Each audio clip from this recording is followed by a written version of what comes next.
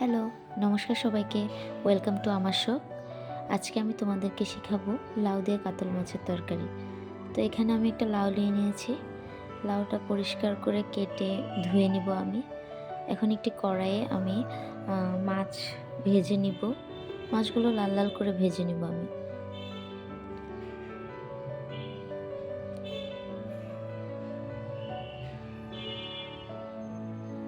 এই যে উল্টে পাল্টে আমি মাছগুলো লাল লাল করে ভেজে তুলে নিব। এখন ওই তেলে আমি আরেকটু তেল দিয়ে দিলাম। তেল দিয়ে তার মধ্যে আমি লাউগুলো দিয়ে দেব।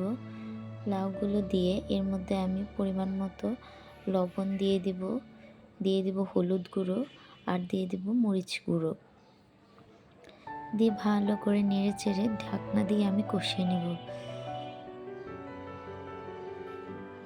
প্রায় 6 থেকে 7 মিনিট আমি ঢেকে ঢেকে কষিয়ে নিলাম। হ্যাঁ, যে আমার লাউগুলো কষানো হয়ে গেছে, এই পর্যায়ে আমি এর মধ্যে দিয়ে দেব পরিমাণ মতো জল। জলে বলক আসলে আমি এর মধ্যে ভেজে রাখা মাছগুলো দিয়ে দিব কাঁচামরিচ আর জিরার গুঁড়ো। নেড়ে ছেড়ে আমি ভালো করে রান্না করে নিব। তরকারিটা নামানোর আগে আমি হালকা একটু মিষ্টি দিয়ে দিয়েছি। এখন এই যে তরকারিটা আমি নামিয়ে নিয়েছি। গরম গরম ভাতের সাথে তরকারিটা খেতে খুবই মজা লাগছে। এই যে, বাই বাই।